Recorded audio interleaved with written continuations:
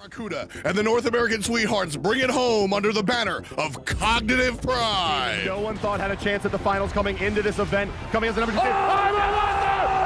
Down, ripping through. Titan down, falls 3. A double kill for himself. It's a 5-man. They're gonna go for the win. The world champions, Cognitive Pride, GG. Season 2, we say hello to Europe as Adapting and Epsilon Esports slam it home. A huge play. Adapting's about to go up. He's going to come crashing down. Who's the target? It's going to be all 3, and 2 will get stunned out. Oh, no. He's taking tons of damage. Oh, no. Chaos forced to move forward. They don't have enough time for this. They don't have enough time for this. Go. It's a deicide. Ladies and gentlemen, Epsilon Esports. Season 3. New name, same roster. 2-time world champions, Rapper and NRG. Well, there's 4 members left, and into the sky goes Adapting. The ultimate's rained down. The Titan is under siege. Energy are looking to be world champions again. Long live the King! And once again, the King is Europe. Season 4. Polar Bear Mike brings it back for America. E-United slams the hammer. Cracking and knocked back. There's Deathwalker controlling things. Panicat takes that Wolfie. Where's the remainder of the team fight? Deathwalker falls to Benadu. And E-United keeps on going because Panicat got 2! Still pushing forward. They're at the Titan. Only 2 members to play defense. They can't do it! And that's the game. That's the series. That is your Smite World Championship. Say hello to your North American victors, Polar Bear Mike and E-United.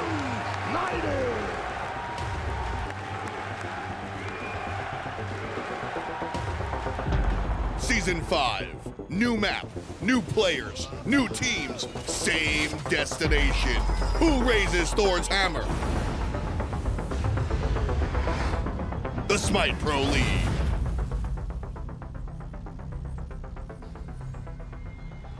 Good morning. What's up, nerds? Tom, Justin McClanahan, and Ryan Agro Bailey here, ready to give you the business. It's Thursday. We're a couple of days into HRX placements, and it's getting spicy. We got 4 days on the way, or 4 matches on the way, rather. And of course, as I said, this is HRX placements. We're setting the table for November 16th through the 18th. We've got to go through the bracket. You don't. You got to go online.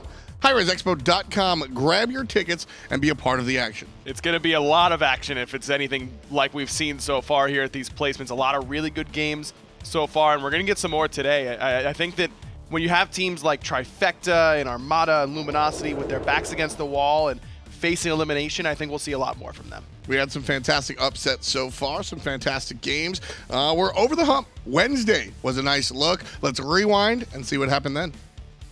Welcome back to the placement stages for the Smite World Championships. Gino has been known to have a little bit smaller the pool there, and a lot of them are similar to Pretty Prime's pickups. The Vulcan in particular is probably the one that I'm mostly looking at for their mid lane matchup here. And he doesn't want to use the beam. There it is. Go side from Kiki, looking for Ataraxia, but might be able to get far enough away. Great zoning ultimate by Prime, and then he turns around and knocks them both down. For as great of the ultimate was from Prime, just as equally poor ultimate from Gino.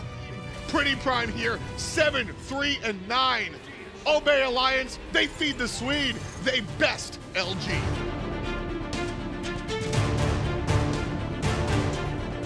Well, are you guys confident going into this one against Insignum? Yeah, they're a pretty good team, but I think we should have this 2-0. And this is the one that's really important here, too. You mentioned Frostiak, and I'm glad that you did.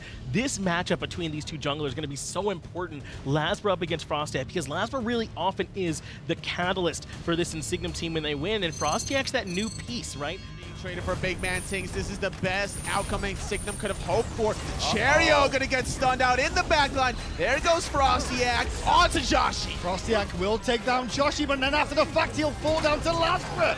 Still Dardes, though, whacking away, brings down Panther, and Dardes has been unchecked for so long, but now he's tanking the Phoenix. Up and down goes Cherio, down goes Zero, and down goes Insignum. Another good day at the office for Mousesport.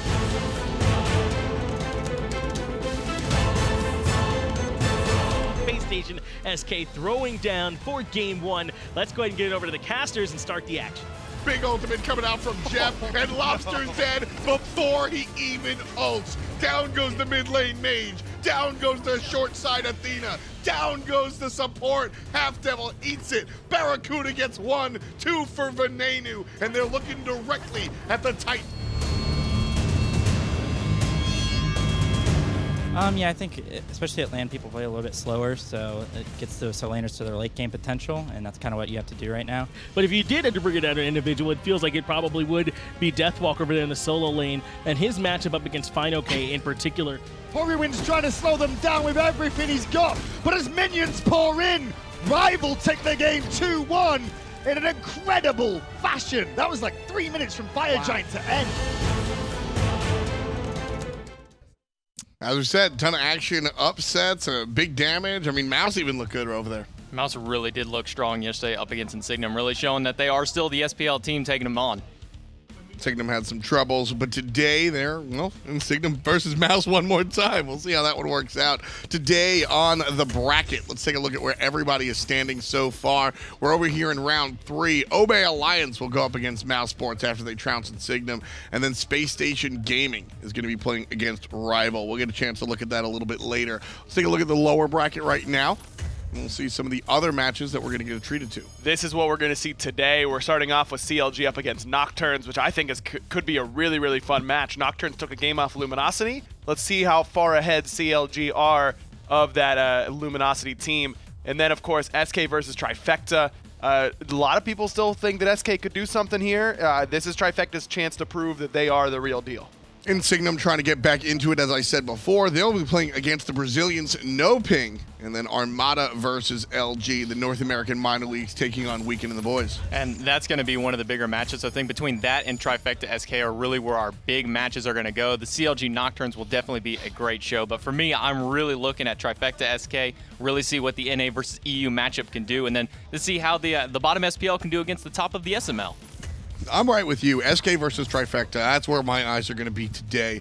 Starting off the day, though, is Counter Logic Gaming versus Nocturns. We've got some players to talk to. Standing by is Taco. What do you got to say? Hero CLG's mid laner, Hurriwind, and I got to go ahead and get it out of the way, Hurriwind. What are the team's expectations for this set up against Nocturns? Our expectations are to just make this a quick 2-0. No hate against the guys on the other side, but if we're going to be going farther in this tournament, that's what we got to see here. And being in the lower bracket, I'm sure that this probably isn't a position that you guys were expecting to be in. So if you do end up beating this set against Nocturns, what are your plans to continue carrying your way through to the finals of the lower bracket? I mean, our plans are, I'm going to give you a cliche answer, but our plans are kind of just take it one step at a time now. There's a lot of different teams we can play, and a lot of games we do have to play. So we're just going to take it one set at a time, prepare for each opponent individually, and just see where that gets us. And from the pro player perspective, what's it like whenever you have to try and recover from those sort of set losses like what you suffered yesterday? I think especially when you're at this stage of the tournament, you need to take your time. So you just have to take it easy, not take the loss too hard. Just focus on what's ahead of you, and I already said that. But we kind of look back, see our team fights that we messed up, see our draft where we messed it up, how we can improve it, and just make sure it's going to be better for the future. A lot of attention being paid, I guess, from those VOD reviews from last night, but thank you so much for your time, and good luck with your set today. Thanks a lot there, Taco. Good talking to Hurriwind, giving us some cliche answers, as he said, but at the end of the day, I mean, you were a player. That's really just how it is. Yeah, I mean, you can't think too far ahead. That you definitely have to take what you have in front of you and take it seriously, and Nocturns have definitely proven that they deserve to be taken seriously, even by some of the best teams in the world. And I think that what he said is definitely right. They shouldn't be taking their loss to Rival too hard. Yesterday, I think if I'm CLG and had such a struggle all through the online split in Season 5 to come out and really dominate Rival in Game 1 of that set, and then even with the draft in Game 3, have a really good chance to win that game, I feel like you should feel pretty good about your chances. I don't think they're letting that kick them too hard. That's really not going to be putting them back any further than where they were. They know that they're a strong team. They know that they messed up in that last game there. Their draft may not have been the strongest. They executed as well as they could here, but they're not going to let that really stop them. Well, across the way, Nocturns. This is an international team that I think has surprised some of the fans at home with their strength. Standing by is the solo laner, Daelon. Taco, what's up? Here with Nocturne solo laner Daelon, and I wanted to ask you, Daelon, you kind of are new to this team environment. You've been playing with these guys for Season 5, and so what was that like coming into the Pro League with Nocturns here at LeaaN?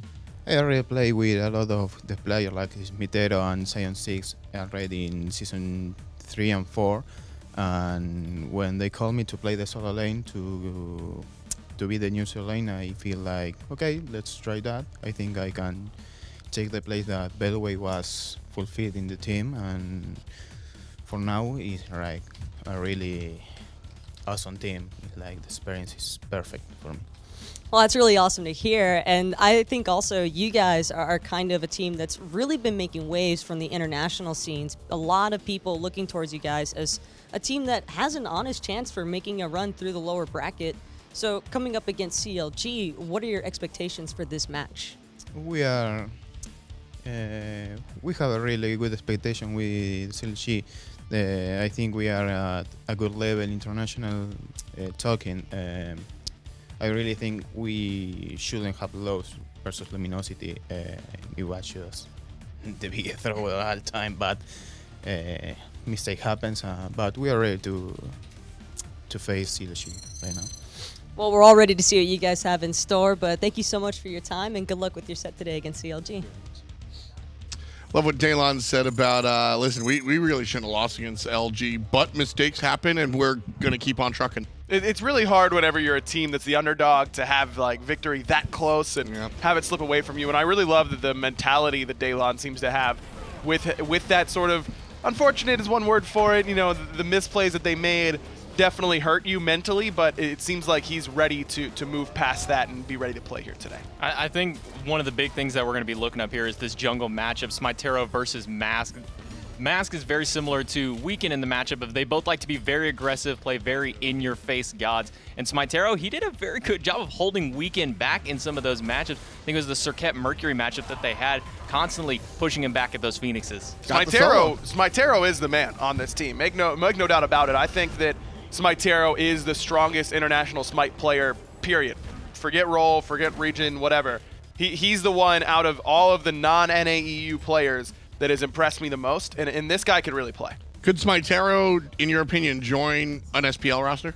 Is he there? Yeah, I think so. I think that he's not going to be on the best SPL team right away, but with the way that he's played on LeaaN throughout his career, and especially earlier on this week, yeah, I think that SmiteVOD could be on a Pro League roster and not be a real detriment to them. What impresses me the most about Nocturns is we've already discussed the mentality thing. That's a big deal for me. I got a chance to talk to them before everything started this morning, and I mean, they're happy. They're kind of joking around. SmiteVOD gave me his jacket. We won't talk. You finally got the Nocturns jacket? Yeah, man. We won't talk about how it fits, but it's all. It's gonna work. Tom, that jacket might fit me. Just saying. Maybe we could work out a trade. I'm looking for some Jaces. CLG on the left-hand side.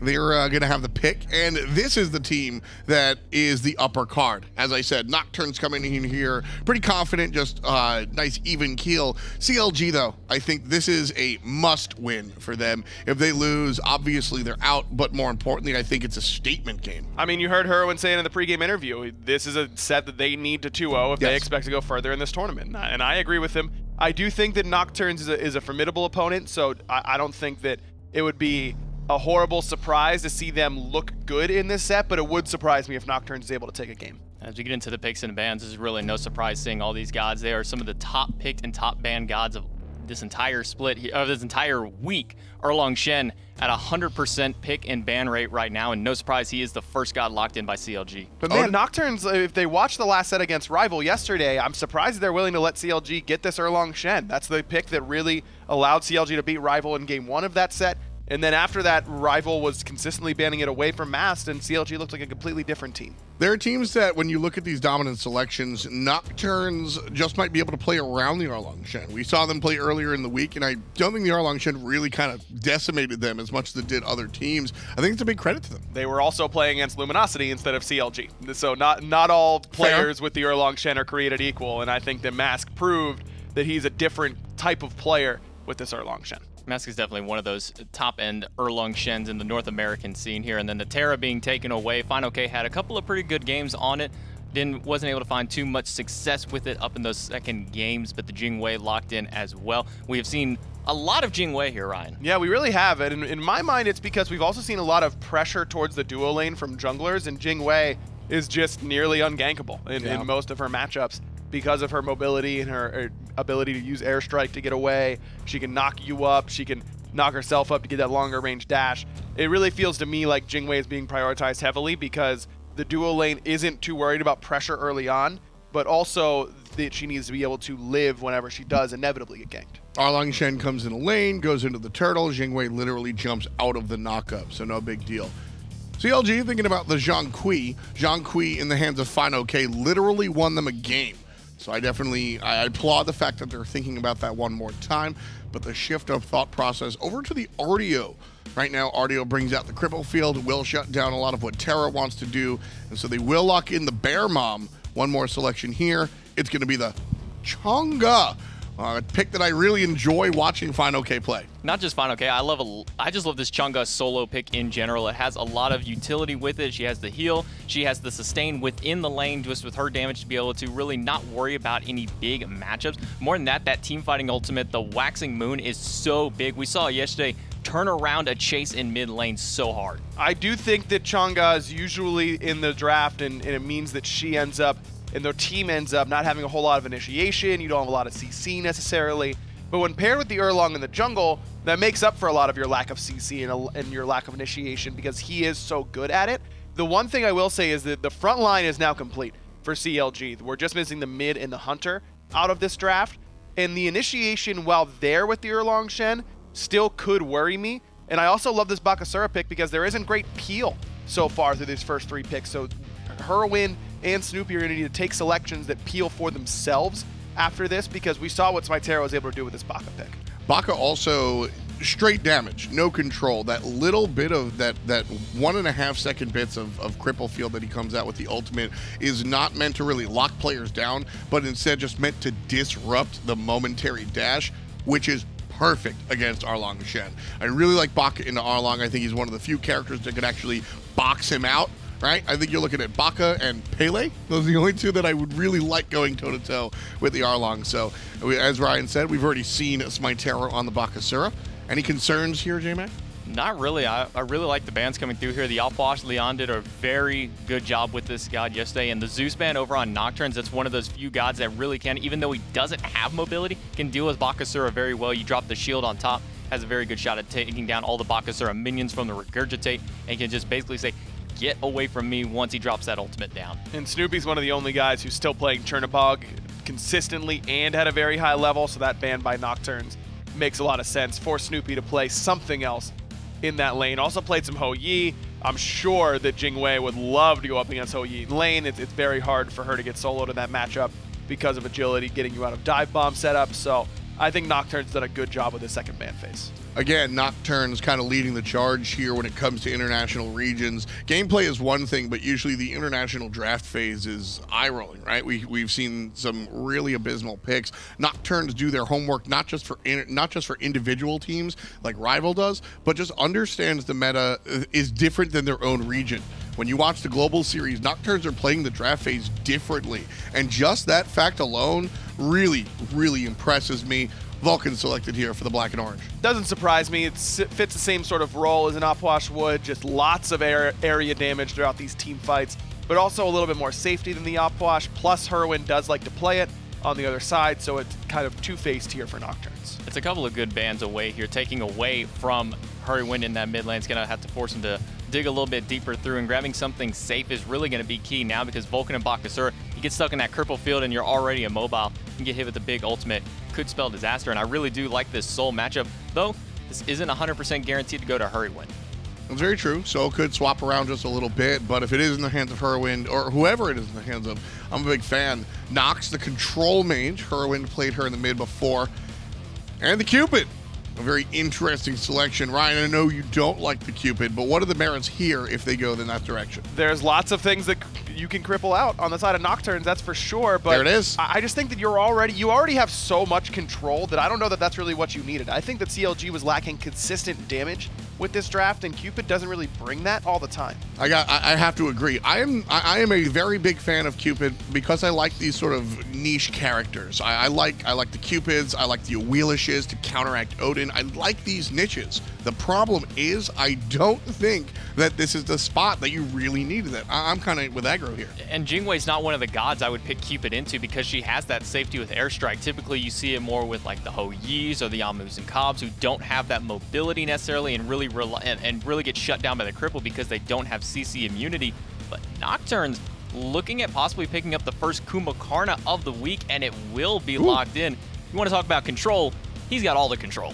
I just think that CLG's strategy here is to overload the purification beads of Nocturnes. That if you're going to beat Fields of Love, then we'll Nox combo you. If you want to beat the Nox combo or the Erlang knock-up, then Cupid will be there with Fields of Love. But I think they already had so much CC that really wasn't going to be too much of an issue for them. If Nocturnes are going to win this game, it's going to be because CLG can't deal enough relevant damage in these team fights. One thing I do really like for CLG is the Nox ultimate into Baka. I'm always worried about Butcher Blades. True damage is a big deal, and very little things can mitigate that. You're looking at Oni's Hunter's Garb, you're looking at Mark of the Vanguard, which literally doesn't exist anymore, and you're looking at Nox ult and a few other tertiary aspects of the game. So Nox ult, 40% damage mitigation, that's a really big deal. And so looking at raw damage dealing characters like Bakasura, that is an upside for the CLG draft. But if you want my opinion, I frankly think Nocturnes outdrafted CLG here. It's close. I just don't see how CLG lose with Erlang, Shen, Nox. That is the combo that worked against Rival yesterday. They decimated them with it. I think I've got them here against Nocturnes. CLG, while the drafts are kind of back and forth between them, I think that CLG in execution has the advantage here on Nocturnes. Yeah, it's going to be a tall task for Nocturnes to take care of Counter Logic Gaming. We're getting ready for match number 1. On the horn, we got the 2 casters. Let's jump into it. Ready, set, go.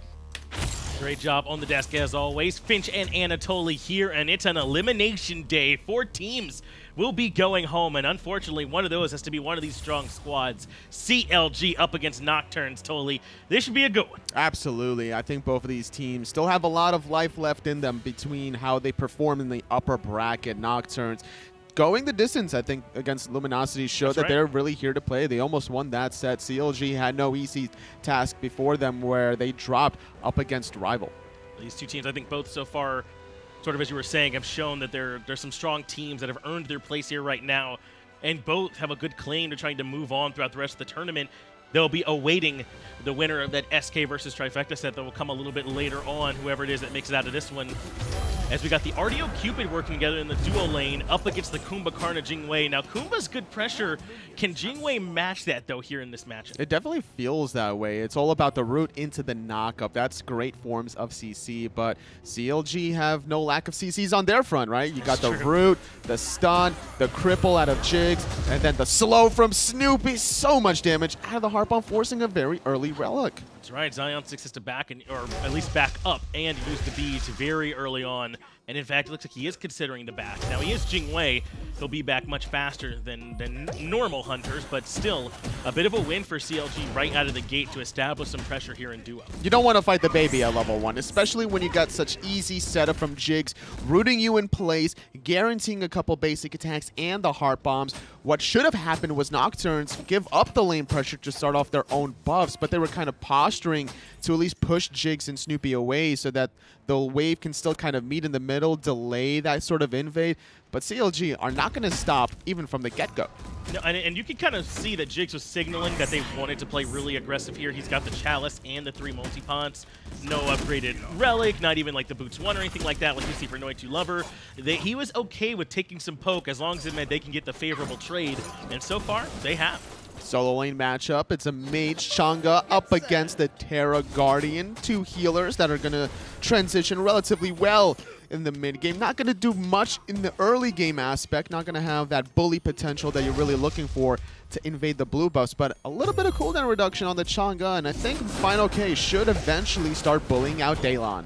Yeah, I wouldn't be surprised if we see that the direction that map takes. But The lane matchup might end up being impactful, but I'm really worried about when they rotate. We might talk about that later, though. Noitulover in a lot of trouble. The passive has been procced, but can they find the autos? Jigz should be able to grab it, gives it over to Snoopy. That's your respawn first blood for CLG. That's some high-tier mechanics from CLG. Snoopy goes in, Jigz even not last hitting that, as Snoopy avoids the persistent gust from Zaionsix. That was perfect execution from CLG, and that first blood bounty for Snoopy now is going to help him complete that Transcendence. And you talked about it too. I was initially worried that Zaionsix is going to be able to do a good enough job keeping Snoopy away, kind of like boxing him out and allowing Jigz, or forcing Jigz to take that kill onto the Kumba. But you're right, Snoopy able to maneuver through that. And that really is kind of the best case scenario for CLG being able to grab it. In fact, let's go back and take a look at that replay one more time and see CLG acquire that first blood. And I like the fact that Snoopy was so confident to go in. Once the persistent gust was down from Zaionsix,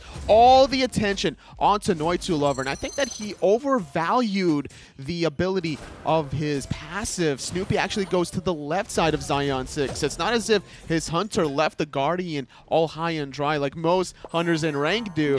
There was the attention to detail. Zaionsix body blocked him, but Snoopy just wrapping around. And now the red buff invade going to be the call. Even Hurriwind taking a look here. Zaionsix will be nearby to watch it happen, unfortunately, but really not much he can do. And this is what you have to do with your dual lane pressure, Toli. Once you are the ones who are clearing faster, the ones who you can find a kill over there, start to let that impact other areas of the map. That's true, and even in the mid lane pressure there, Mask is being able to at least put pressure in the mid lane while SmiteVOD is looking for some cheeky invades in the back camps. Every 60 seconds those comes up, and for a Bakasura, it's very easy to snatch that away. And this is why we talk about SmiteVOD so often, though. That's great recognition from him.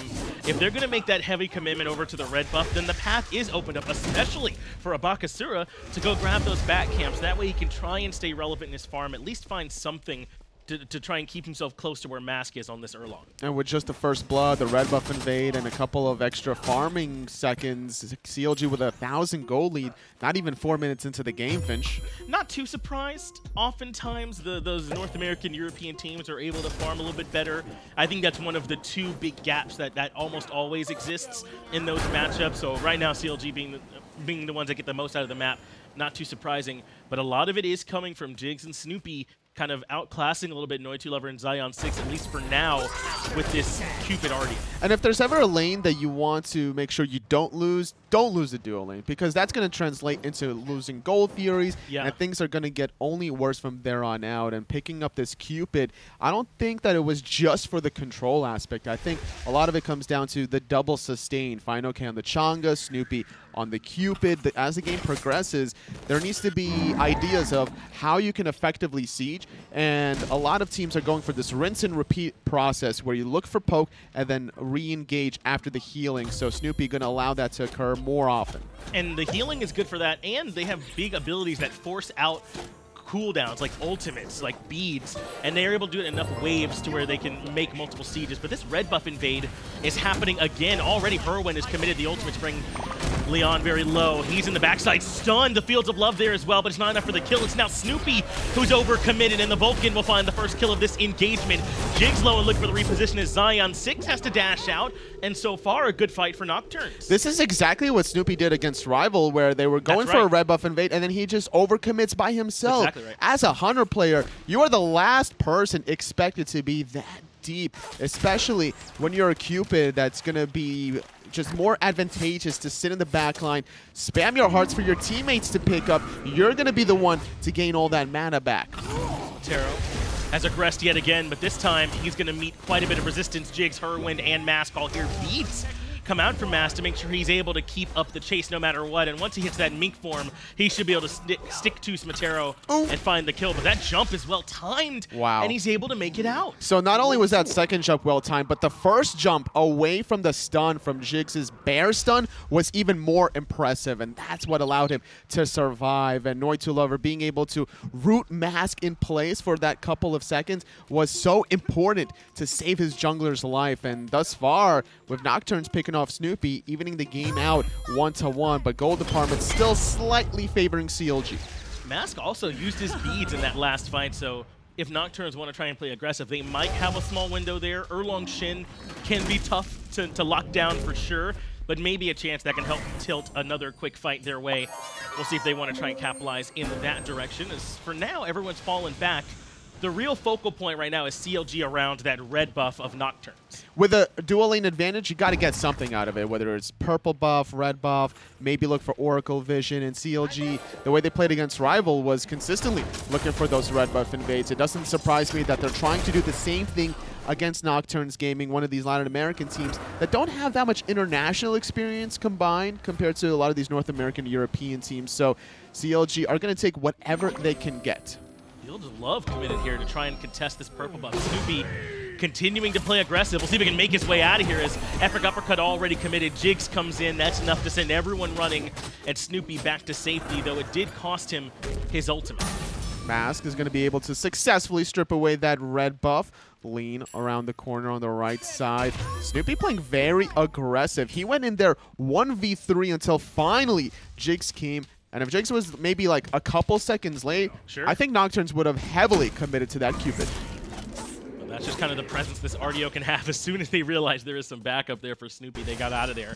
And Snoopy did kind of buy time from Mask to essentially solo steal away that red buff. A nice win for him. Even with LeaaN right there on the Vulcan, he was still able to confirm it because he brought so much attention. Snoopy did over the purple. fineokay in a 1v2. Going to be able to avoid the root, but not going to avoid the stun. No more pressure in that solo lane. Snoopy just taking a lot of damage. Just looking for the heart bomb, but has sustained. Mask has already used the 9 turns blessing. The knockup will be saved for Daelon instead, who is able to reposition. Earth and Fury came out in response, so that's all the ultimates the solo junglers used over there, and no kills to be claimed because of it. They were kind of afraid of a tower dive, so I don't blame Nocturns for using that Earth and Fury defensively. And Mask, unfortunately, as the corner was being turned from SmiteVOD, just narrowly avoids that 9 turns blessing, so he'll live to fight another day. But so far, Mask is getting the better end in the experience department with all these red buff invades sitting at level 8 compared to the level 7 from SmiteVOD. I do agree. That has made the difference, especially getting the majority of that farm to himself last time.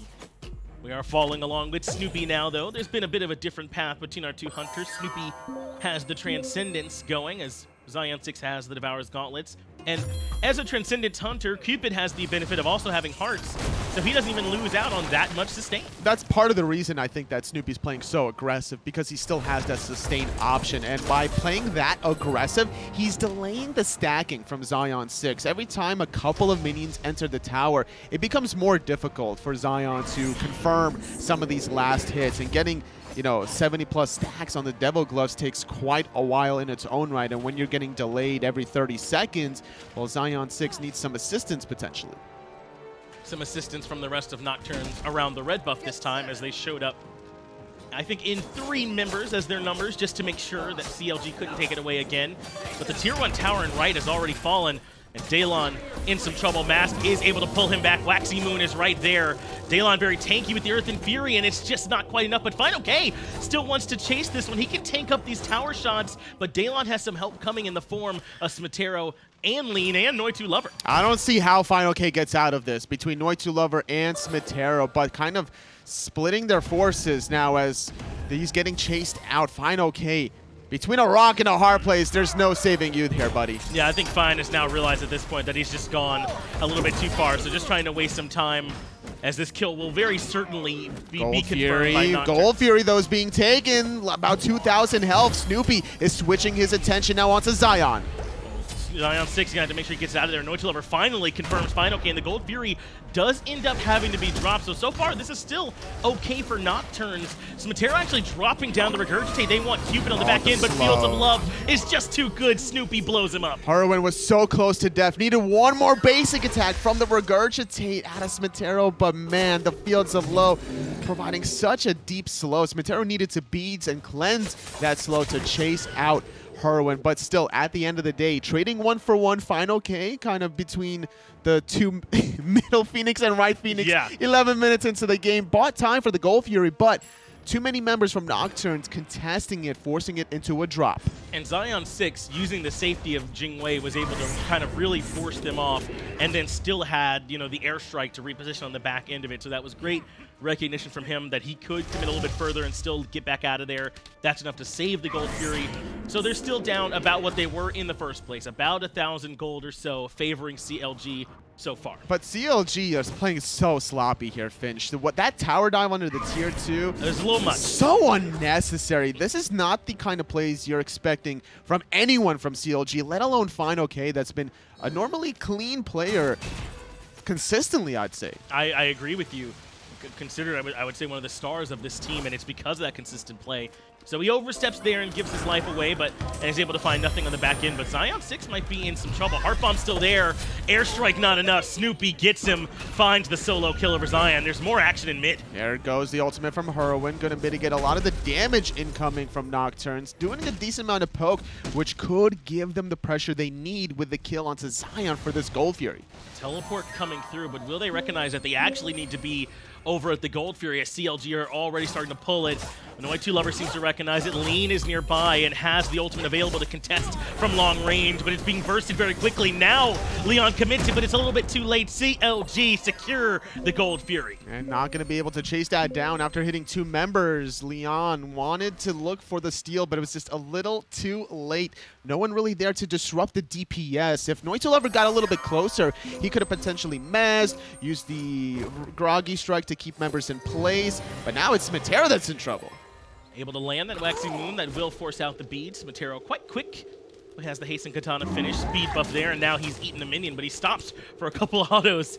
Perhaps not recognizing Mask is still this close, so now he will continue to run. Oh, SmiteVOD's calling out for these rotations. He knows Mask is trying to look for the dive. fineokay going to avoid the stun here with his dance, but 4 members from Nocturns not aggressing against 2 in the solo lane with Gold Fury down is a little questionable. There's nothing to be worried about on the left side. Use your number advantage. Especially if SmiteVOD communicates, Waxing Moon was used on him. You know, that big team fighting CC that could turn the fight, it's not even available as Snoopy comes to contest the red buff, forces Zaionsix out. They drop down Hurriwind's ultimate as well, and they should be able to confirm the red buff off the back of this, but Daelon in trouble, taunted back in, and fineokay has plenty of damage for the follow-up. Daelon will fall. Earth and Fury not enough to keep himself alive. They're just too far forward. And I like that Mask is creating all this attention focus in the solo lane with Gold Fury down. This is easy kills now to be able to abuse, considering he has the Anchile to disrupt the combo from Daelon. SmiteVOD's aggressive on the CLG side of the map while the rest of CLG grab the Pyromancer. And I don't think he recognizes this one's happening, or if he does, that he can't contest it, so he won't be there, though LeaaN is nearby, but not enough. CLG secure the Pyromancer, but this could be trouble for Snoopy. Snoopy gonna get knocked up, beads a little bit too late there. Here comes the tower dive, horrific emblem as well. The Mez confirming the last basic. And the horrific emblem was just too much for Snoopy to be able to make it out from, even with the purification beads used earlier, so a nice response kill. But doesn't it feel like CLG are just tugging at the map from all these different directions? Solo, the red buff, Snoopy over here in dual lane, and they can't answer. Nocturns can't respond fast enough. Oh no, LeaaN in a world of hurt here. Gonna use the ultimate as Hurriwind. They're gonna actually clip the wall, not able to splash onto the Vulcan mid player, but still doing a good amount of damage onto this Vulcan that can go for round 2 if Mask gets in position for the blink. So we fall back just for another moment. SmiteVOD taking this build path. Bakasura builds have kind of been a discussion over the week so far, right? The path they're taking. He has the Hasten Katana, and yes, as I was thinking, right into the Atlanta's bow here next. And there's been some discussion about it. This does give you more attack speed, but are you really able to get the most out of all this extra movement speed? I mean, not all the time, right? Like, you're looking to play cleanup crew, right? Like, find the burst damage that you can. And I think Executioner would have went a long way in the same slot as that Atalantis bow. It's still going to give you a little bit of attack speed that you need, but I think a lot of these players are preferring not only the attack speed, but additional movement speed, and that's what Atalantis bow is providing after every stack. That's the real important part of that item. We'll see if SmiteVOD can make it work in this fight here, but Waxing Moon and Fields of Love is way too strong. They blow up 2 right away. Snoopy getting the last kill. Red buff has been a focus for CLG, and they punish Nocturns. Man, CLG with a great start to that team fight, needing to use 3 ultimates there in conjunction, just alongside the alleyway. fineokay's Waxing Moon really set things up. Snoopy able to dash in and clip the bird before the airstrike confirmed. And that's the chaining together of these ultimates that this draft was really meant to do. They have a couple of options with it. They can do it like that, where there's just no point where you get to use your buttons, or they can stagger them and force you to answer until you run out of answers, and then they end up winning the team fight off that too, as Daelon joins in the middle lane, but the cripple field stops the root coming out, and Nocturns have to fall back. And this is why Artio is so good against Terra, preventing the wombo combo from crashing through the monolith. I'm surprised that Nocturns was actually even interested in taking that 3-on-3 fight, knowing that 2 of their members were still dead. Say goodbye to beads, SmiteVOD, on potentially your life. Good job avoiding the ultimate from Hurriwind, so we should be able to jump away with Sprint wearing off. fineokay cannot keep up. But that does mean the next time the ultimates are up or some CC, SmiteVOD's an easy target. It's true, but that's why he's building into the Mad Guy's cloak, trying to get that second CC for him, and Noitulover going to get CC'd to High Heaven, taking half of his health off of 1 rotation of abilities as CLG confirmed the Tier 1 mid tower. They continue to pull at those strings. All the Tier 1 towers at this point have been pulled, and Nocturns can't decide how or where to try and make their defense here from CLG. Snoopy has been ludicrously aggressive throughout this game so far, and it's paid dividends for CLG. fineokay has been all over the map as well.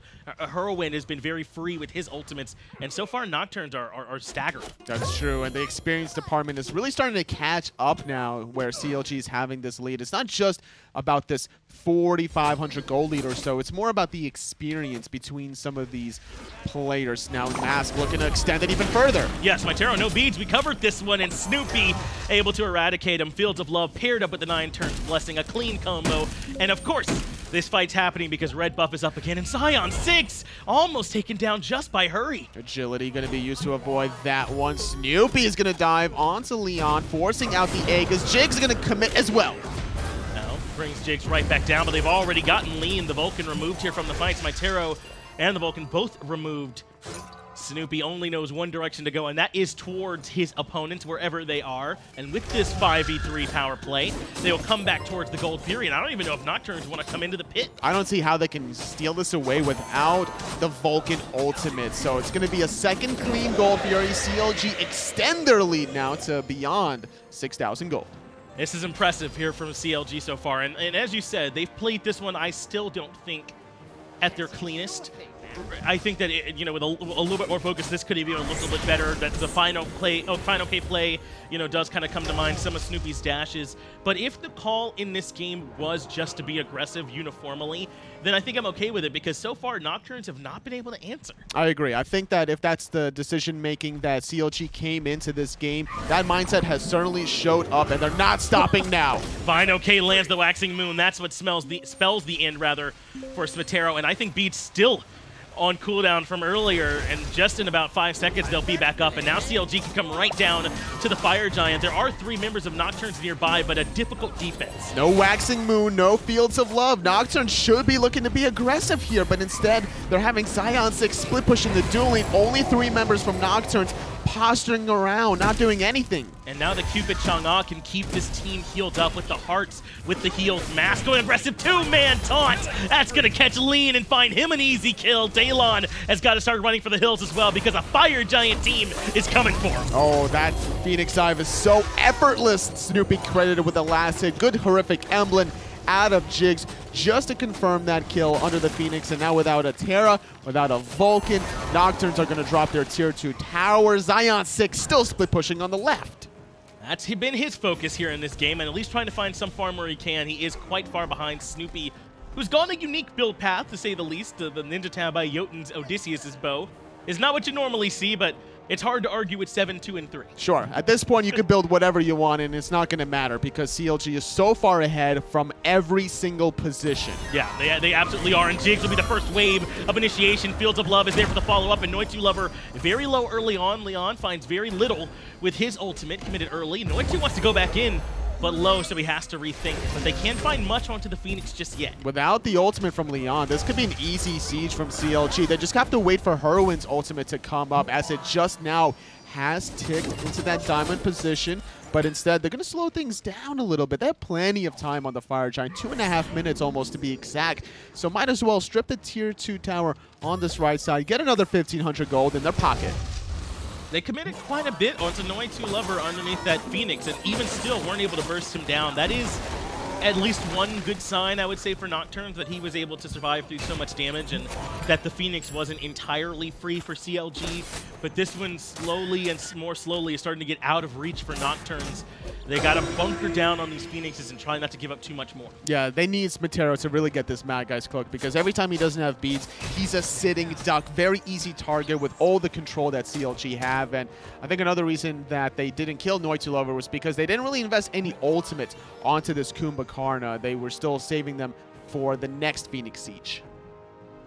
You mentioned SmiteVOD. He's had some struggles this game, hasn't he? Just barely above the Kumbhakarna in terms of damage.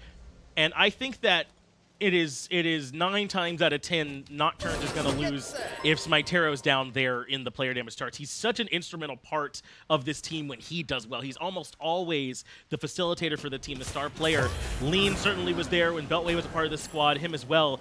But SmiteVOD definitely feels like that core, and him having a rough game really hampers them. And on a god such as Bakasura, that's literally feast or famine. Yeah, he does nothing else. Yeah, right? right. Like, he can't be successful when you're behind like this. How can you even play cleanup crew if the rest of your team can't hold the initial assault from CLG? But it's now real time to play defense as CLG go for a 4-1 split between the duo mid combo. And they'll send SmiteVOD over to try and defend Mask, at least for now, but I doubt he's up to the challenge.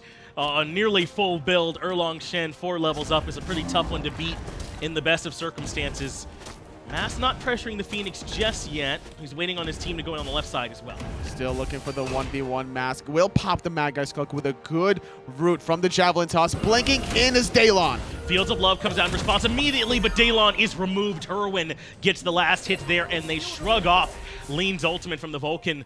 Now Erlang Shen has joined the fray. It's a full 5-man since they've got the numbers advantage. Why not? Phoenix already very weak on the left-hand side. Outside of how aggressive CLG was at the beginning, that was great patience from them, and now they're going for round 2. Noitulover the target. He has to use the ultimate just to disengage. Left side Phoenix pretty cleanly taken down, and CLG posturing like they might want to go for the Titan Room, but no, they move back to the mid-side. Phoenix still only 4 members up to try and slow this down. They're not even in position. Look where SmiteVOD is. He has to run away. Crossing their T's and dotting their I's, CLG are very methodical about this last Phoenix Siege. They don't have the Fire Giant buff any longer. It will respawn in less than 50 seconds. So instead, being super patient because they have plenty of time, knowing that the Fire minions are going to start trickling down that dual lane. And the golden hand from CLG is probably through the roof right now.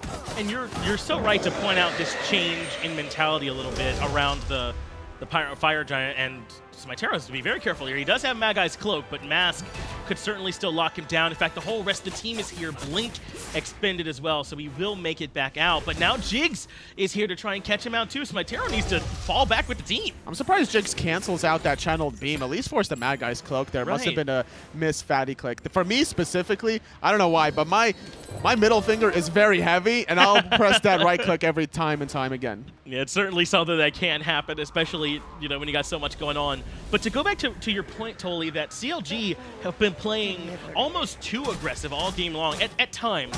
But in these Phoenix Sieges, they've really slowed down the pace, and it's Nocturnes who get a bit antsy, and they have Daelon going for the initiation, and they just blow him up. I think they saw what happened to Luminosity in that set, and they're like, yeah, we don't want to even come close to dropping any game against Nocturns Gaming. They want to make sure that they are still alive in the lower bracket of the HRX placements. That's right. We're in that elimination portion now. Either one of these teams, if they were to drop a set, would have to leave the tournament, so they know exactly how much is on the line. CLG playing like it as they secure their second Fire Giant of the game. Left side Phoenix should still be down for quite a while, so why not come over towards the right one and split the focus of Nocturnes as much as possible. SmiteVOD has taken this time to farm up, though. He is level 19 now. That's a good look for him because they need somebody to be bringing the damage, and it's got to be either Zaionsix or SmiteVOD. LeaaN hasn't had the most successful ultimates thus far this game because of how consistent CLG is able to scatter away. And there's nothing else to force relics or cooldowns, right? Everyone can just hold Aegis for that because there's no other threats.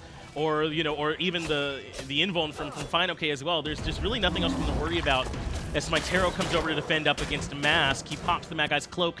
The rest of CLG engage on the right-hand side. Zaionsix and LeaaN already have to leave, but it's Daelon who's the target yet again. Heart Bomb not quite enough, so they turn their attention back to the Phoenix and shred it down. They get it down. That's 2 Phoenixes down between the left and the right. Still gonna aggress towards the Titan Room. LeaaN taking a lot of damage. Blink goes the Bakasura.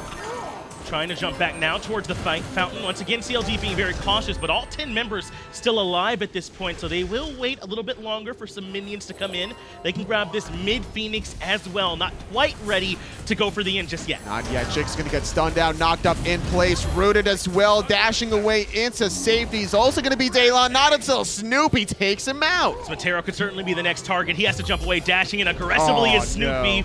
Heart Bomb lands, but they have no more follow-up. Now they're pushing past the mid-Phoenix and right into the Titan Room at the 5v4. Mask is able to remove LeaaN from the game. Mid-Phoenix goes down. SmiteVOD, the next one in trouble, but Beads helps him out. Titan should be the focus as CLG pull back. Snoopy playing a little bit too aggressive, the same way he was in the beginning of the game, but in a 5-on-3, this is CLG's game to win. Zaionsix goes down, and it's at half health, Finch. Absolutely is. CLG gonna get it done here in game 1. Nocturns cannot quite hold them off. And one more game between the Nocturne squad and elimination as CLG look to move on. Very clean towards the end, getting those Phoenixes between the left and the right. Yeah. And despite all those red buff invades, I think that despite winning, CLG can look back and they're like, all right, we can still be a little bit cleaner because Nocturns Gaming might not have been prepared for that many red buff invades, but against the likes of Rival, Obey, Space Station Gaming, Mouse Sports, they certainly will be prepared for that kind of shenanigans. It felt like CLG was at the extreme end of either pole, right? Like at the beginning of the game, they're diving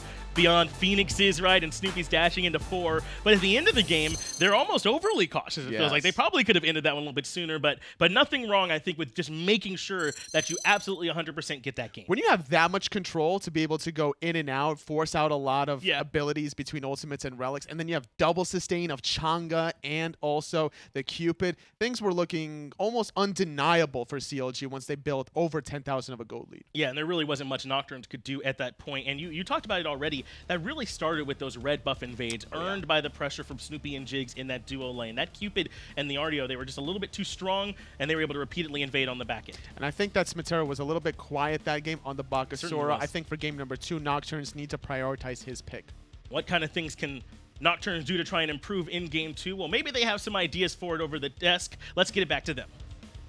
Hey, what's going on? Right back here after game number 1, and that one seemed to hurt. CLG really just figured him out. I just, when you go back over that draft, the fact that Geb was open with that last selection and they didn't take it, I mean, Kumbhakarna just isn't going to be able to peel as well as that Geb could have. Geb shield would have been really big for them, especially going up against an Erlang, a Nox. I mean, Nox is one of those ones you got to have some kind of cleanse instantly for them, whether it be a Chiron or a Geb. Yeah, let's take a look at the stats brought to us by Axis Replay, and you can see right up here. I mean, this is one of the times where I've seen people in chat go, you know, why is gold up here? Well, sometimes gold really just tells a story. Look at the difference in gold between the mid laners, for example. 4,000 gold separating Hurriwind and LeaaN. That's a whole item, and just being able to be that far ahead. I mean, that's almost 2 items, right? Being that far ahead, that's really the story of this game. And CLG's composition is one that is nearly impossible to fight when you're behind. And also, Nocturnes didn't do a good job of playing around the way that CLG wants to play this composition. They want you to come in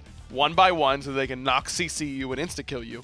And that's kind of what Nocturnes did. Whereas if you look at what Nocturnes did against Luminosity, it was a lot of grouping and running at you as 4 and letting SmiteVOD find an opposite angle to surprise you with. And that really didn't happen at all this game. SmiteVOD was on a different angle, but too far alone, too far isolated from the rest of the side. There wasn't that group up mentality this game, and honestly, part of that is probably the Cupid selection, which dissuades it from Snoopy, who played that pick very, very well. And then not only that, you're going up against a very heavy sustain comp. You have Erlang for his own self-sustain. You have the Cupid to really help out, the Chang'e, and the Artio. 3 gods who can heal not only themselves, but the rest of their team. And then you throw in the self-healing god of Erlang Shen, who just ran rampant all game. Mask is nuts. We've said it a number of times, and sometimes it's just this simple. Taunt, double knock-up, and what are you going to do? Snoopy's there to clean up a little bit as well.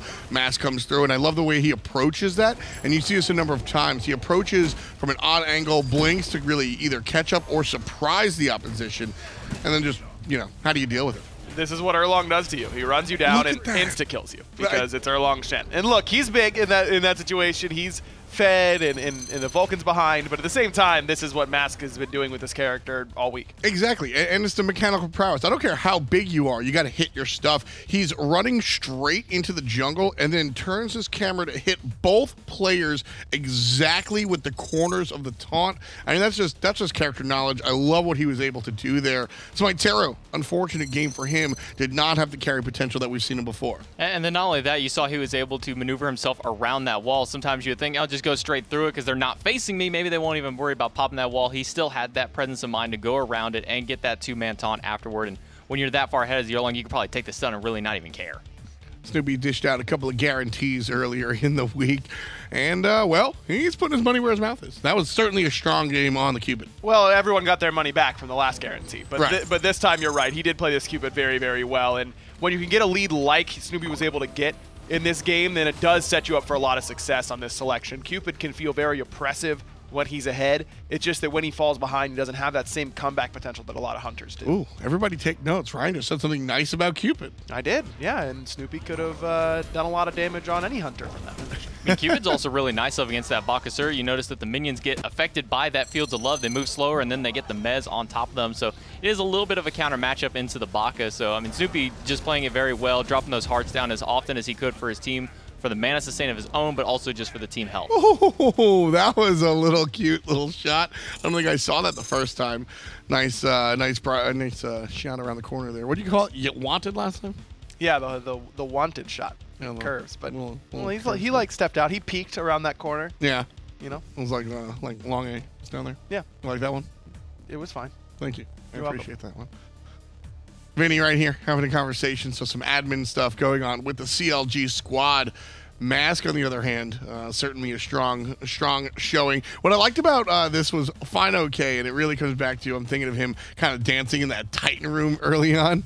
What do you think was the mentality there, J-Mac? My team's doing Gold Fury. I feel like I'm unkillable, even though I'm only level 8, 9, 10 around that time. And as long as my team can get the Gold Fury, it's worth, but they did not end up getting it. In fact, the Vulcan ultimate from LeaaN forced them off it, but they end up trading 1-for-1 onto it. But that's just fineokay having some fun. Yeah, the Ultra Zone. Yeah, the Ultra Zone. And is this it? No, this is just him messing around over here in the solo lane. Fantastic job from the Chang'e. We talked a little bit about the Battle Mage. I really like her application. The Waxing Moon is just a game-changing, or at least a team-fighting changing ultimate, and really how successful it was. Daelon right now, figuring things out. What does Nocturns have to change before we go to game 2, Ryan? I think that their mentality around what CLG is going to do needs to change. They need to look at what CLG is doing with their composition and try and pick a little bit better around it and then play a little bit better around it. Like I said, I think they really missed an obvious Geb pickup in that last game.